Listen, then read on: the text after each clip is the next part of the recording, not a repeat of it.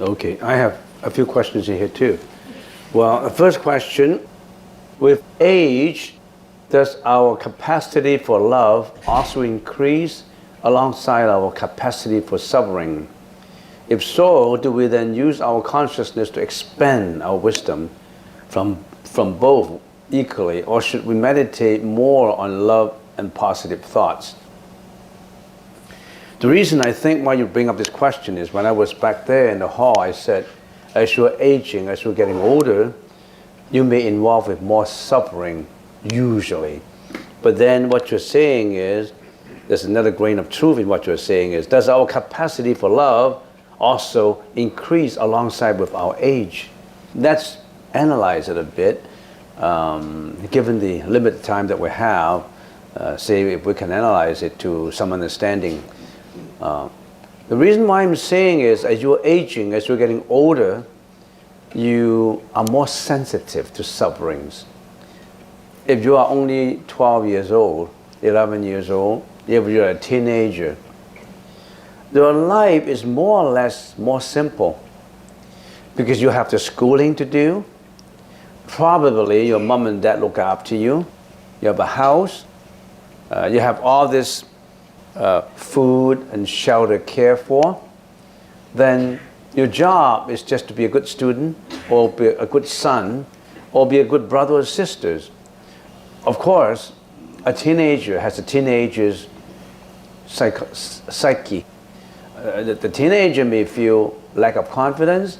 The teenager may feel that dad and mom is favoring brother and sisters, not himself, and all this is internally. That not only happened as a teenager, but also happened when you're aging. So what I'm saying, your life tends to be simple, more simple than when you're getting old. And let's get an analogy. If you grow from a teenager into, say, you're 21, 20 years old, then you have to get into university. And when you get into university, then you are thinking of striking up some acquaintances with boys and girls, with a relationship. You're looking for a girlfriend, you're looking for a boyfriend. Life all of a sudden become more complicated because you're involved with getting interaction with another opposite sex, opposite gender. And then at the same time you have to do your schoolwork. And then imagine that if you luckily find a one that is suitable for you, then you get married. And when you get married, life becomes a little bit more complicated because you develop from a one self-centered teenager caring about yourself into what? Into another opposite member of the family, your wife or your husband. Not only that, you're also involved with in-laws now. Your mothers and fathers and sisters and brothers and all that. And your interaction circle become larger and larger because of more interaction among yourself. More than just between husband and wife. Then you have other families to care about. And then after 1 or 2 years, your first child comes out. And then you have to care about a baby. And then luckily the baby is healthy. And if the baby is unhealthy, then you run into the problem. Your baby is allergic. Your baby is ADHD. Your baby is not normal. Wow. Are these things affecting you? When you're a teenager, you didn't have that problems to solve. Now you have to care about your baby, your wife, and maybe somehow your in-laws, your father-in-laws, your mother-in-laws, and also with your own mom and dad now, because what? Your mom and dad are getting old. All of a sudden your dad got laid off, and your dad didn't have that much deposit, in the bank account. Then he said, son, I don't have too much money. I only have a pension. Can you subsidize me $300 per month? You know, all of a sudden your parents get old. And then you have to care about your parents, care about your in-laws, your wife, and then your baby. Hopefully your baby is healthy. And then all of a sudden you found that your wife's personality is in conflict with yours. Because when you first were dating with your wife, you didn't realize that she has all these defects in her life. She habitually, she thinks things in such a way that it's opposite to you. And then you're fighting with your wife now. And you're looking for a divorce to get rid of your wife.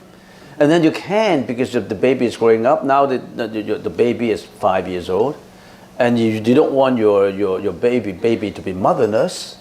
So the baby binds the two parties together, even though the two parties are not happy. And then the baby grow up to be 18, and then you say, okay, now my baby is 18, then I can get a divorce. And then your daughter said, no, mom, no, dad, I don't want to leave mom. I want you guys to stay together. And they're crying and all that. Isn't it enough for you? What happened when you were very young? You're only 12, you're only 13.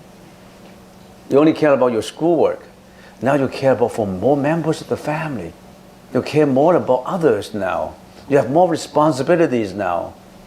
That's what I mean. You have more sufferings now. You have more problems to resolve now. And then you tell me that with age, you increase your love.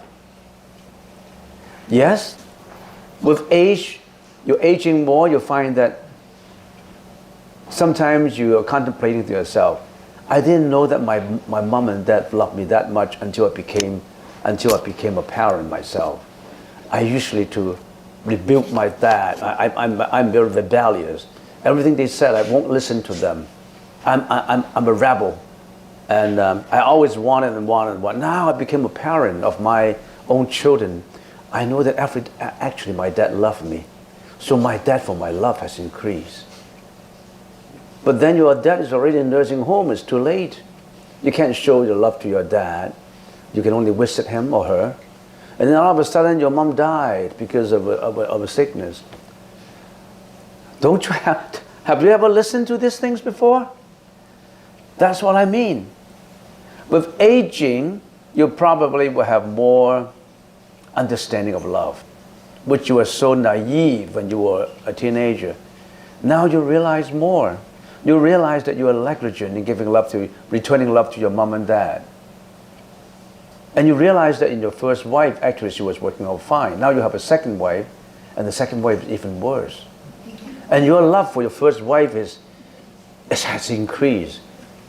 Oh, Judy was so good. How come I abandoned Judy?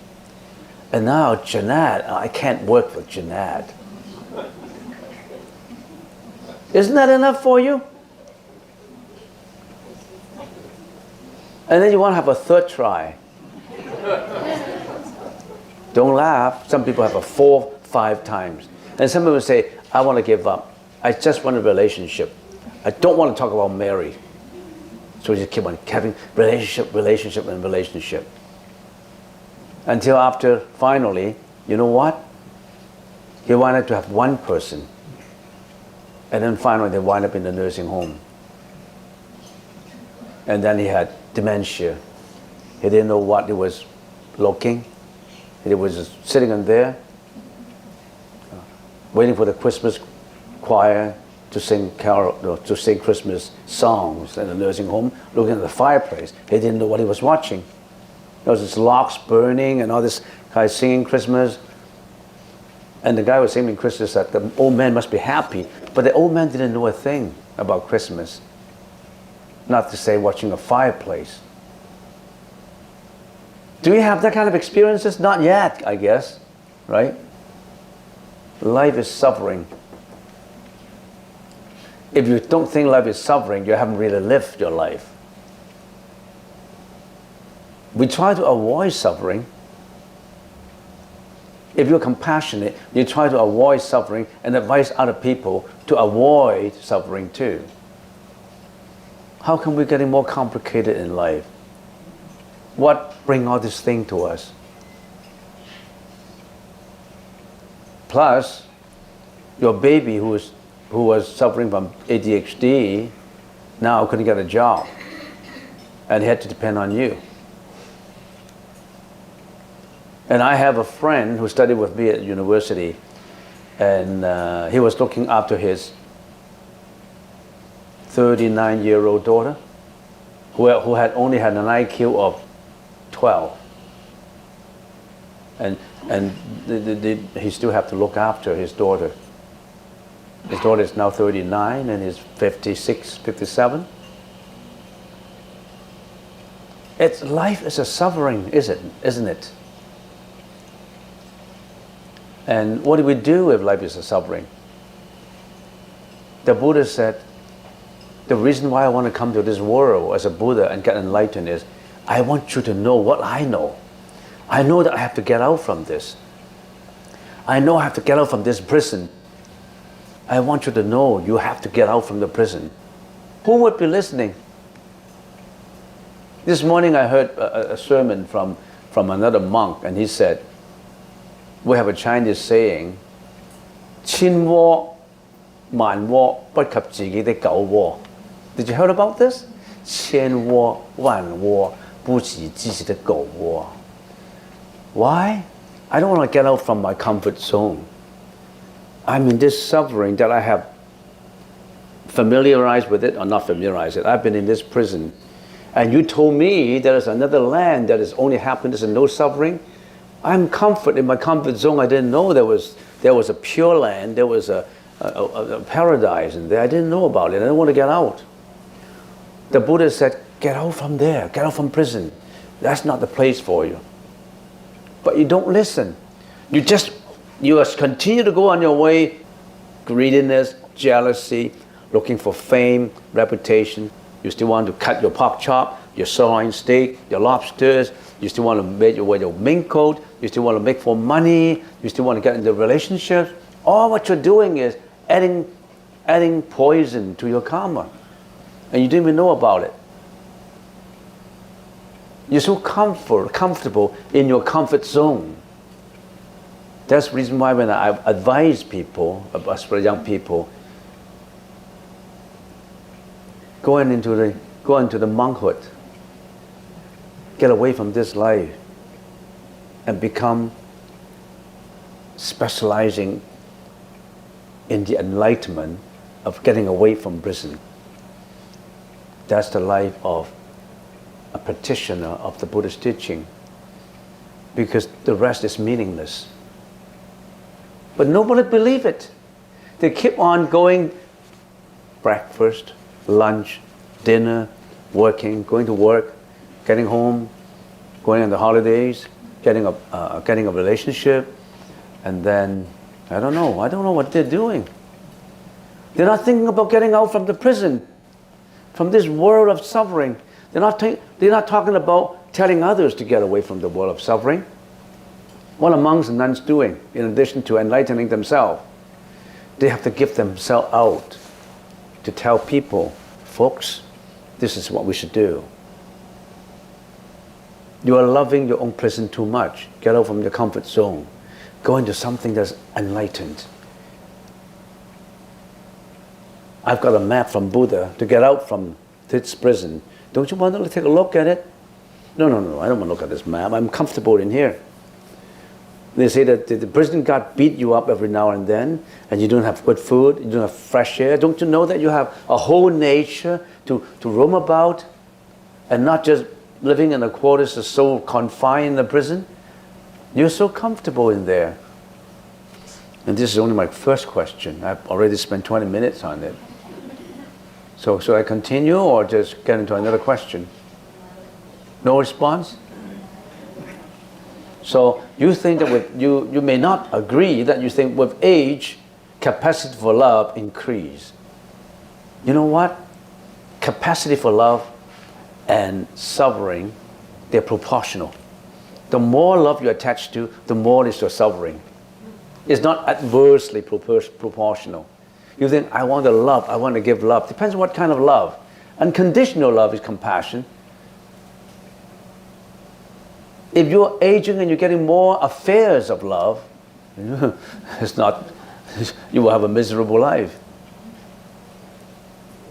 We have people, people out in that small little shrine in there on the second floor, and sometimes they have a whole bamboo stick of oracles where people, sometimes just for people who are older generation who want to shake some oracle out, and they say, this is what the Buddha advised me.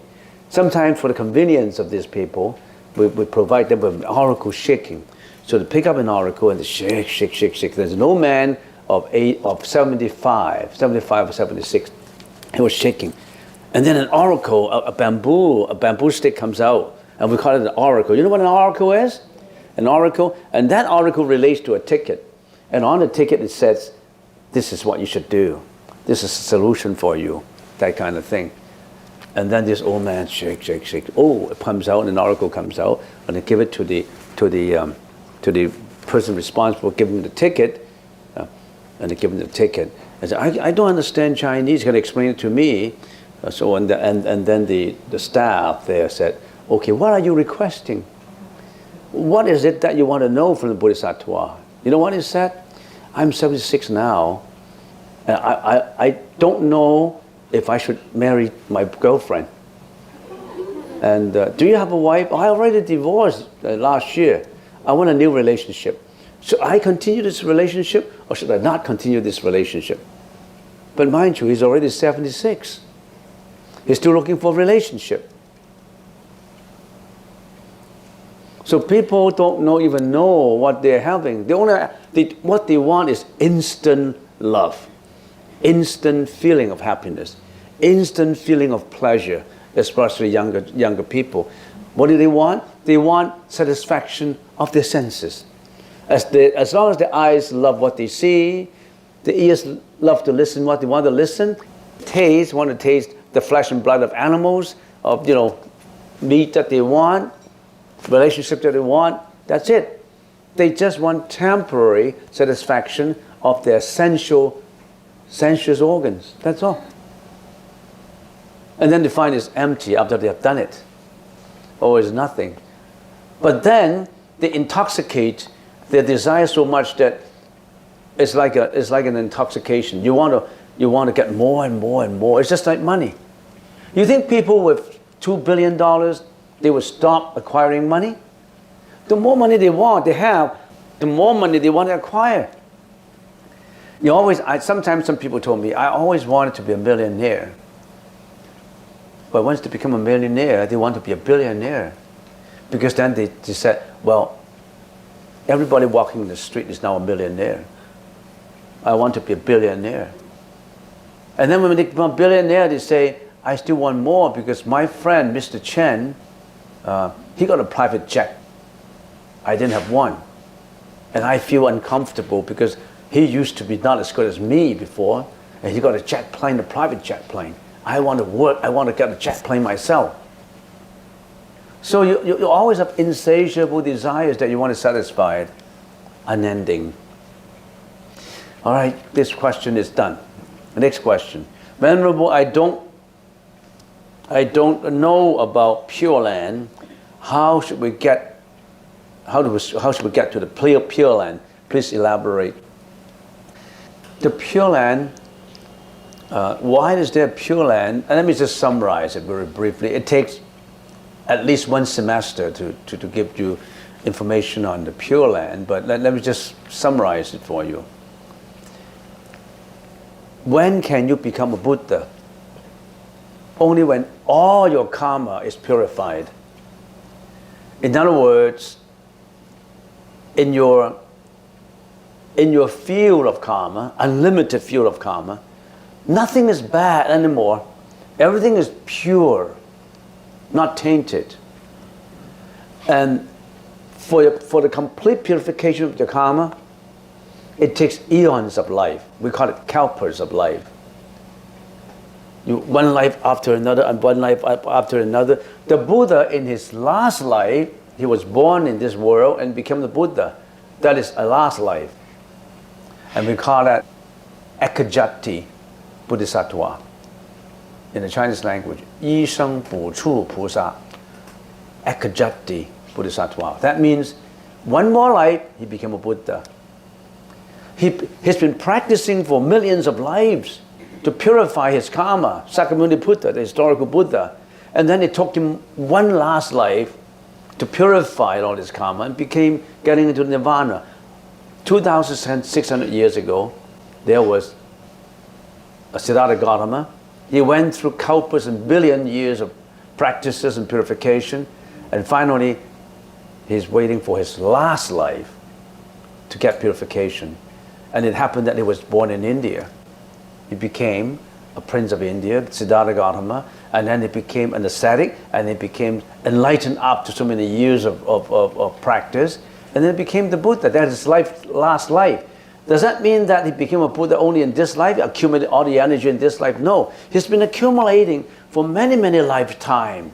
He's gone through many reincarnations like you and me. He's gone through so many samsara until he become the last. Ekajati. One more lifetime to pick up Bodhisattva. 一生补处菩萨. Okay. Now, he's gone through so many lives, and you think you and me in this lifetime, just by coming to a Richmond temple on Saturday morning, and you become a Buddha in this life? So I'm so conscientious. I went every morning to the Buddhist temple and meditate for half an hour, and then hopefully in this lifetime I will become a Buddha. You think you can be a Buddha after that? You didn't even concentrate when you're meditating. Somebody was leaning in this way. You know what they usually do? Somebody was doing this. When they're meditating, they're like this. They're sleeping. And usually it's an ugly scene. I've seen ugly scenes like that. You know what? Some people like that, and saliva coming out from here. Coming, flowing in here. You know why did they fall? Two ways they fall. One way is this way. The other way is this way. Seldom this way. Because your gravity tends to go towards that way. I did the same thing. I think in the year 2017, I fell 2 times. They know if I fell. The one time I fell is because I overworked myself in opening up some trails for morning walk in Bowen Island. I overworked myself. I was so tired that I actually bumped my head on the floor. The second time was when there was problem with the construction. Then I bumped at the back, so back and forth. It's normal. So don't feel bad about it. I had it 2 times more than you. Like 2017, I had 2 hits, hitting the records. So yours, hopefully you only have this one time in 2018. No more. Would you think you can get enlightened by coming every Saturday morning onto a temple? You get enlightened. Extremely difficult. The Sakyamuni Buddha already knew that at the Dharma ending age, all sentient beings who are practicing the Buddha's nirvana way, usually they're not successful. Because the Buddha, why did he became a monk? You are not even a monk. The Buddha practiced 24 hours per day. And how many hours you practice? Maybe in minutes, 15 minutes per day. So it's very difficult to be a Buddha at this lifetime. So the Buddha, at one occasion, in Jetavana Grove, 2,600 years ago, at one occasion, suddenly, he said something that nobody understood at first. He said, to the west of this world, there was a pure land that you should go to. Nobody could initiate a question because they didn't know that there was a pure land to the west of this world. He said, to the west of this world, there was a Buddha now lecturing in there. And that's called a pure land. All those who died in here, if they have all the conditions ripen and mature, then they will go to that land after they die, and they become a student into that land and learn to become the Buddha. Difference is they won't retrogress back into reincarnation again. In other words, they go to that university where there's no more life and death, no more dying, until they become a Buddha. Because the Buddha will be teaching them, not me. You're waiting for me to teach you to become a Buddha? I'm not even a Buddha myself. I'm only showing a little bit of the map. I don't even have a full picture of the map. I can only tell you approximately what I know. By listening to me, I don't think you can become a Buddha. I can't even become a Buddha myself right now because I'm not up to that enlightenment stage yet. In other words, I have the map, but I'm still grouping my way to go out with you. Maybe I know a little bit more than you. And then the Buddha said, that's the land there that you can go to. And when can you go? When you leave this world. You have nothing to lose because you don't have a choice whether you want to leave this world or want to stay behind. You have a choice not to die. If you think that you have a choice not to die, raise your hand.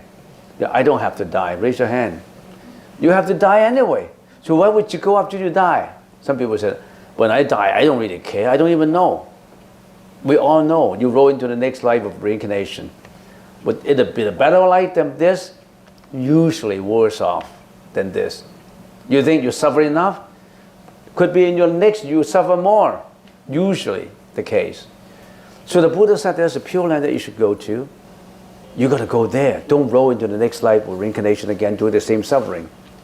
But going to that life, to that pure land, there are certain conditions because everything works on causality. There must be some admission requirements, right? You want to go to Latin, you want to go to UBC, you think you can just get into UBC, I want to register as a student. Do you think they will accept you? Are you qualified for it? You can build up your own qualifications, build up your own admissions requirements. And there are certain sutras spoken by the Buddha that these are the requirements for you to go to the Pure Land. Follow this and you'll get to the requirements to there. Have you studied that sutra? Or do you really care? I'll be after this consciousness, which I will finish in 5 or at the most 5 or 6 sessions. I will get into the Pure Land approach of Buddhism. Then you will know more about how to get to the Pure Land. I hope the person who is asking these questions, when I'm talking on introducing the Pure Land approach, you come and listen. Not just asking questions. Next, what is the Pure Land approach? I just explained it. What are the ways to get us out of samsara? Pure Land approach. Then you ask the question, then why do I have to learn meditation? Meditation will help you to resolve problems of this life that you will be encountering. For example, if you are overcome by greediness, hatred, anger, jealousy, you can't even control yourself. Learning consciousness is to really alleviate your sufferings. In other words, studying consciousness and following methods of alleviating your tainted consciousness makes you happier. Get away some of the dust and dirt from your mirror. And then with that as a basic, you then learn the requirements, ambition requirements of the Pure Land. It works hand to hand. You can easily go there. In other words, in order to qualify for UPC, let's take an analogy, they have certain requirements. But you got to study from grade 1, grade 2, grade 3, grade 4. You can just, at the age of 21, that you started to have grade 1, right? So you got to prepare yourself at the preliminary stage. This is what will prepare you.